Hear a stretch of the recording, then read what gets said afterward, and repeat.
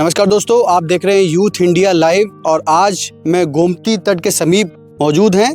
हमारे साथ गोमती सेवा के लिए जो यात्रा पर निकले हैं, ये गोमती जीवन यात्रा चल रही है। गोमती जगह जगह घूम रहे हैं और सबसे पहले हम पूछेंगे, आप अपना परिचय दीजिए हमारे दर्शकों को और किन लक्ष्यों के साथ आप गोमती के समीप भ्रमण कर रहे हैं। मेरा नाम शत्रुद्र प्रताप सिंह है। मैं यूथ इन एक्शन युवाओं का प्रोफेशनल युवाओं का संगठन है, उसका मैं राष्ट्रीय अध्यक्ष हूँ।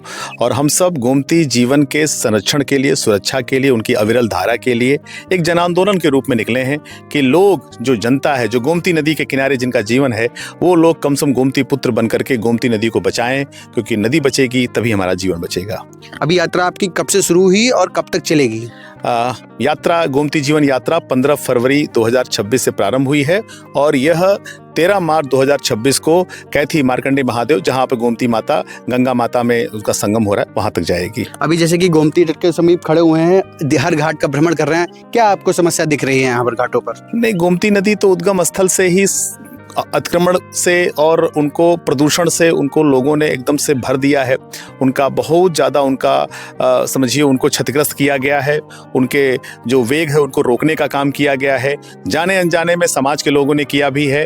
तो यह पाप है। मैं देख रहा हूँ घाटों की बड़ी दुर्दशा है, विशेष रूप से जो तीर्थ क्षेत्र है जहाँ पर लाखों लोग जाते हैं, जैसे एक उत्तरनाथ है, सुनासीरनाथ है, ये जो भगवान जहाँ पर हमारे गोमतीनाथ के, गोमती माता के किनारे हैं, हमारी श्रद्धालु जनता जाती है और वहाँ गंदगी करती है और वो पूरा गंदा जो है वो गोमती नदी में प्रभावित करते हैं।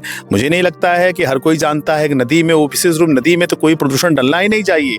नदी हमारी माँ है, वो भी गोमती मैया जो गंगा से भी पुरानी है, जिनकी बड़ी महिमा है, इनकी शक्ति है, ये आदि शक्ति के रूप में है। इनके साथ अगर हमारा ऐसा व्यवहार रहेगा तो मुझे नहीं लगता है कि आपको कोई भी पुण्य लाभ प्राप्त होने वाला है।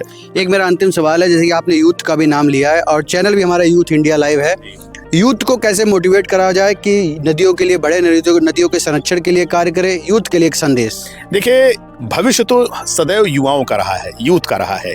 अब नदी नहीं रहेगा, पानी, स्वच्छ पानी नहीं रहेगा तो किस नौजवान की जवानी रहेगी? उसका तो जीवन ही नहीं है। आप कुछ भी अपने संसाधन खड़े कर लीजिए, अगर आपका जीवन नदी नहीं रहा तो आप फिर खत्म हैं। इस नाते युवाओं का तो नैतिक कर्तव्य बनता है, ये उनके प्राणों का संकट है कि अगर वो नदी के लिए आगे नहीं बढ़े, नदी को अपना मुद्दा नहीं बनाए, तो उनका भविष्य सिवाय अंधकार के, सिवाय मौत के और कुछ नहीं है। धन्यवाद।